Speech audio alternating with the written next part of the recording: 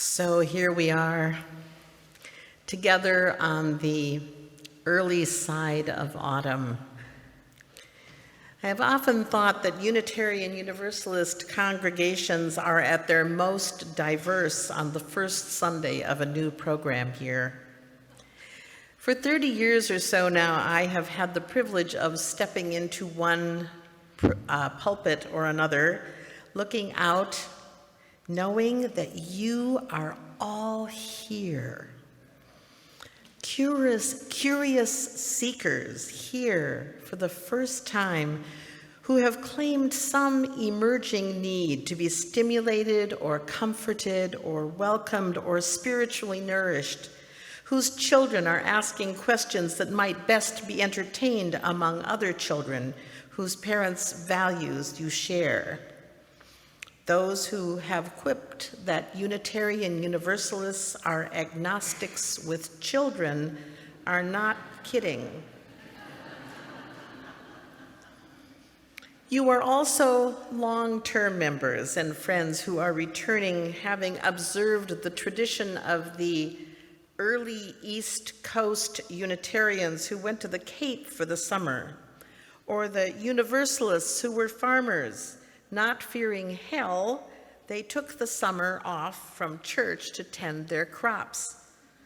Still others of you have been in and out all summer long for worship and meetings and summer events, tag-teaming the endless and ongoing stuff of church. You bring an astonishing array of intellectual, spiritual, emotional, physical, and gender identities. Each of you has come here with a story, waiting to be received and maybe even transformed in the telling. And yet, with all of this diversity, you are here, united not by a single expectation, but by expectation itself. Today, in Unitarian Universalist congregations across the continent, this moment in all the year is the moment when hopes and expectations and the suggestion of promise runs highest. And with that level of expectation, you carry the certain risk of disappointment. And I say this knowing that the odds are that there are some here who have already begun to experience disappointment. It is inevitable, and I would add, expected. After all, we promise so much, a mission that is nurturing the human spirit for a world made whole.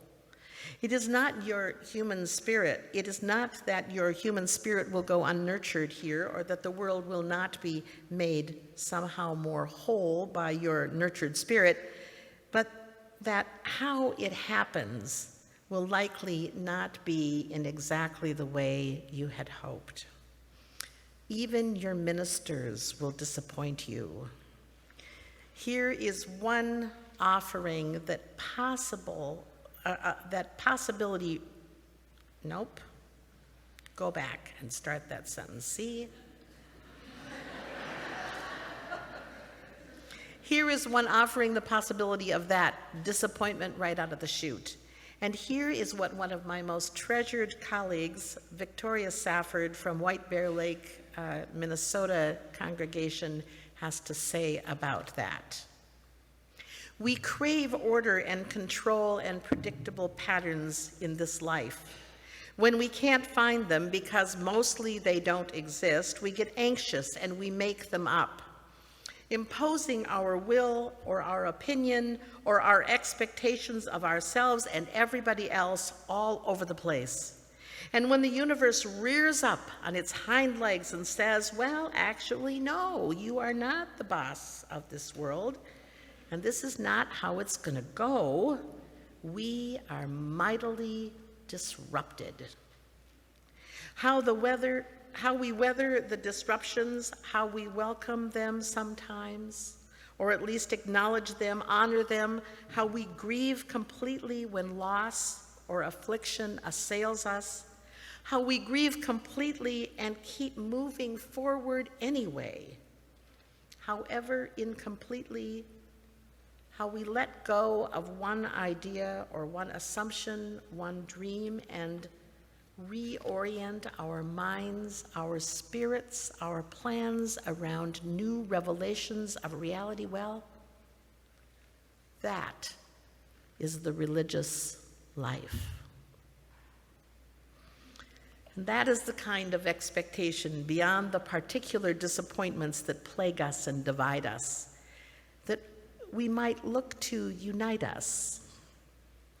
This is a congregation that has been challenged by disruption, particularly, it would seem, by disruptions in your professional leadership.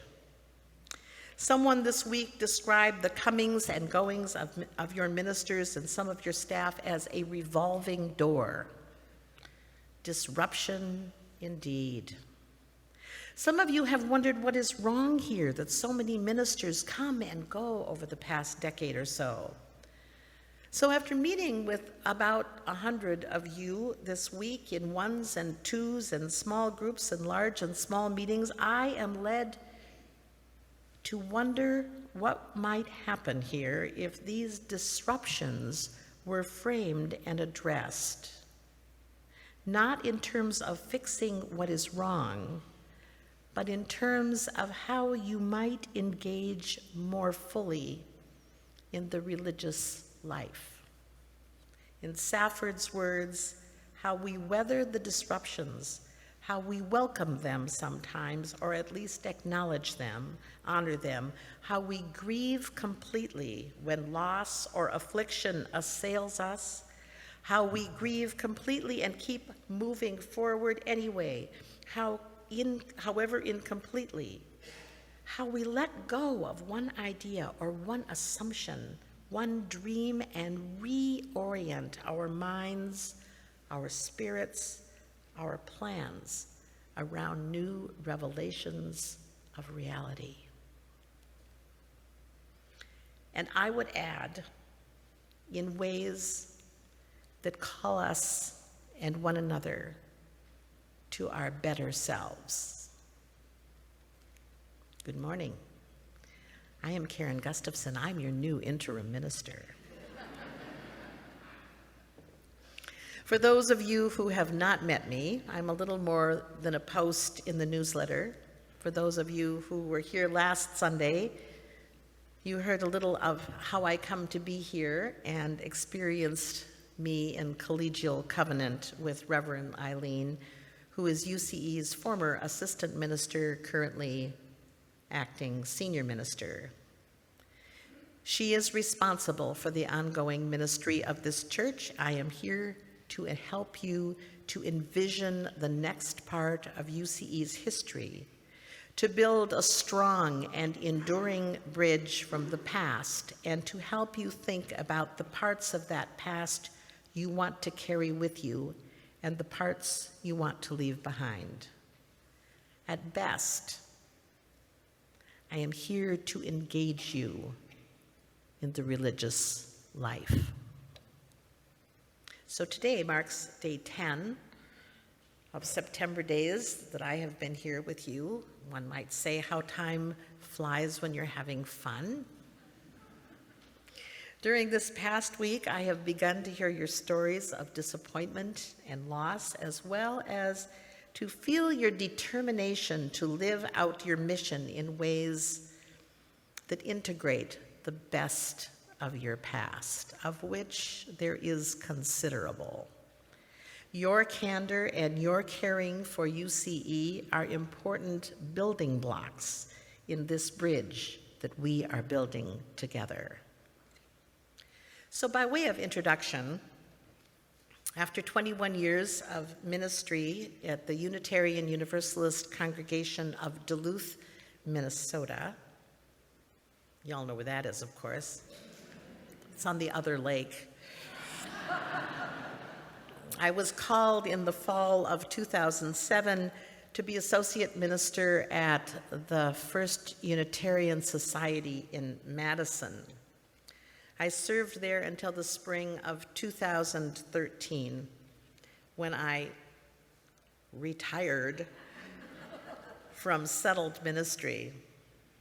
During my tenure in Duluth, the congregation navigated the rocky waters of many transitions, most of which were related to leaving a beautiful little Tudor-style building long since made obsolete by emerging hopes of the congregation. They tried many spaces, borrowed and rented, had capital fund drives, purchased lands, hired an architect, hired another architect. In 2007, having moved with them to the edge of the promised land, I left them with a hole in the ground and joined the First Unitarian Society at the edge of its own giant hole, which became in time the long-awaited addition to the Frank Lloyd Wright Meeting House. Part of the motivation to bring me there was that I seemed to know a bit about how congregations can manage change and could bring some perspective to the necessary emotional disruption inherent in the process of transition. Transition, the emotional and psychological aspect of change. And here is what I know. In every move, the easy part was physical. Stuff got moved. Hymnals and chairs and tables and RE supplies, computers and desks and papers, adaptations were made to accommodate the new coffee service and name tags. Sunday services resumed. And it was the experience of transition, those emotional and psychological aspects of the change that permeated the culture. The disruptions of the familiar raised anxiety. Anxiety showed up as impatience. Long dormant frustrations began to surface. A staff already beleaguered by additional responsibilities of reorganizing the stuff and familiarizing themselves with the new spaces found themselves beset with complaining congregants who found the unevenness of what had been long established patterns of excellence expressing misgivings about the financial investment in something that didn't seem to be working right away. Some people loved the new space, others found it too large and unwelcoming and expressed themselves as though doing so might just turn back the clock and restore the old ways.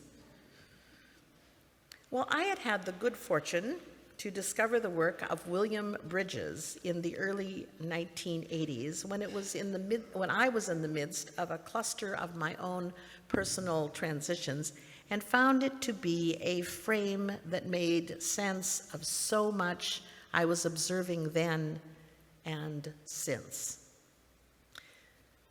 Here is a nutshell that frames this process. It's going to be wholly inadequate, and you will need to follow up, and hopefully when I'm here next time we will have an opportunity to look at this in greater depth. But the first phase of transition is an ending. At the very least, it involves the loss of the familiar. We have a list of culturally recognized endings: deaths, divorce, empty nest, retirement, graduations of all kinds, and I contend that the emphasis in most of these recognitions is about how to get on with what's next. What's next? Your son's getting a degree in philosophy? What's he going to do with that? Much of what we understand as grief is associated with death. Crying at memorial services or funerals, the accepted, encouraged rituals of grief is known to be acceptable, warranted even. Most of us understand that grieving following death takes time, takes many forms, is not finite even perhaps. And when we recognize grief, that kind of grief in others, we make allowances. A widow might be angry or out of sorts, People arranging funerals often become fixated on details, and we bend over backwards to find the gray and the red striped tie for Dad to wear in the coffin because nothing else will do. But what of other kinds of endings? In the poem Joy, Carl Sandburg admonishes us to keep away from the little deaths. I would say, by contrast, that we need to embrace them.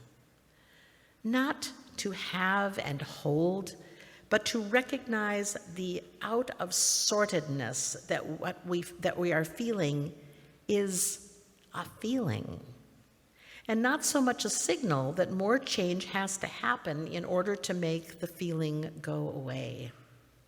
How hard it is to embrace the idea that it's okay to feel sad, to openly admit discomfort about the prospect of something new, not as evidence that it should not happen, but as a feeling that can coexist with an openness to what lies ahead.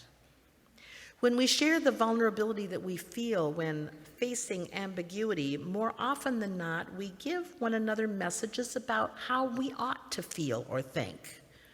Advice floweth freely because there is no better way to talk to someone and even ourselves out of feeling than to label it as irrational. You're having an irrational feeling. Yup. That is the nature of feeling. This is especially hard for our leaders. So often this awkwardness or discomfort is seen as whining and complaining, and sometimes it is. Often it is an expression of loss or regret, and often it is dismissed and driven inward. Even the endings that began a desired change can elicit strong emotions. Think of what is ending when one becomes a parent. All the joy and anticipation with very little acknowledgement of what will never be the same. Congratulations, you must be so happy. Well, yeah, and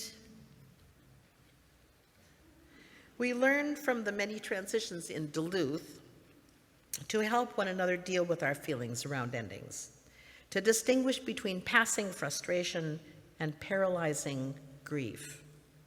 The challenge in community is that each person has his or her own style of dealing with transition and comes into the process at a different point.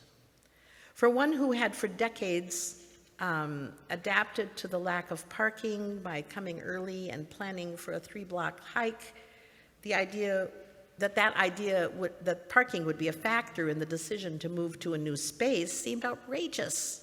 For those who had resisted coming for years because they couldn't find a parking spot, the idea of moving seemed totally self-evident. While the distant parkers mourned the loss of the pretty and intimate worship space, the newcomers looked forward to better parking and a more spacious sanctuary. Some folks left, unwilling or unable to hold in the tension what Joan Borshenko calls the no longer, not yet. They were there for what had always been and not for what could be. Bridges calls this time of disgruntlement and dis-ease in a transition, the neutral zone. It's when the critical psychological realignment and repatterning takes place. This phase, acknowledged or not, is critical in the move toward a healthy new beginning, which is the final stage in the transition process. The neutral zone is what I call the crabby phase. This is where the structures and patterns that we have come to rely on, that comfort and sustain us, that require little thinking or analysis or engagement, begin to require just that. This happens to us in settings both mundane and grand. I had a little experience of that myself. This is a big transition for me. I moved into an Airbnb apartment. I found the workspace and figured out how to use the keys and cooked myself supper. And in the middle of the night, when I got up to go to the bathroom, I couldn't find the bathroom right away. And I found myself just feeling enraged. I missed my husband. I thought about my bathroom at home. 10 days away from home sounded like a terrible idea. But I went back to sleep and in the morning returned to sanity and welcomed the day, forgave the architect for placing the bathroom where it was. So what, am I losing my grip? Not at all. What I recognized was that those were neutral zone feelings. They are real feelings. They are important reminders about my own vulnerability and the necessary unease that accompanies change. But did I conclude that these feelings were a sign that I had made a mistake? Not at all. So when change happens institutionally, the disorientation and reactions tend to be more communal and public. If we are not careful, we begin to pool our anxieties to create a story that demands immediate action. This can so easily result in what I've come to know as the Abilene syndrome. There is a story about a family who took a vacation, or had a reunion near Abilene, Texas. And it was dusty and hot, and they were about 40 miles out of town, and somebody said, "Let's go into town for ice cream." And 4 or 5 people reluctantly agreed to do that, and they had a terrible day. The car overheated, it was hot, it was miserable, and when they got home, they concluded that they had agreed as a group to do something that none of them would do as an individual. That is a syndrome that often overtakes us when we are facing change in a community. Somebody gets excited about something, and because we think maybe it'll make it better, we join people and do things that sometimes we regret. So, if I had called my husband in the middle of the night, he could well have reinforced my feelings, and I might have been further moved to question my judgment. So there is a tendency during transition to turn passing feelings into long-term action. Anxiety begets reactivity, and denied anxiety diverts us from our better selves, often in epic proportions. So this is where Bridges reminds us not to confuse a reaction to an ending with a new beginning, which is the third stage in the transition process. And one of the things that has come up in our conversations is, why do we need to do this interim work anyway? And one of the answers is, you need to do it so that your new beginning is not just a reaction to the ending. The past decade of UCE history reveals a good deal of significant change, most consequently in terms of your professional leadership. The lay leadership has also changed, but there are systems and structures in place that create and support expectations about how that happens in an orderly fashion. Your feedback this week indicates that you have not received the support you have needed as a congregation in this process to helpfully integrate the complicated feelings associated with past transitions. So let us be about that now, as we also acknowledge your strengths and your challenges, clarify your understandings of ministry, and renew and support the mission and vision that unites you in all of your diversity and beyond all disappointment. You are not at the edge of an abyss, but at the threshold of the neutral zone. So here's the invitation: to face the time ahead with curiosity and with trust, to engage and participate in the rituals of ending and renewal, to engage this interim and ministerial search process with open minds and open hearts.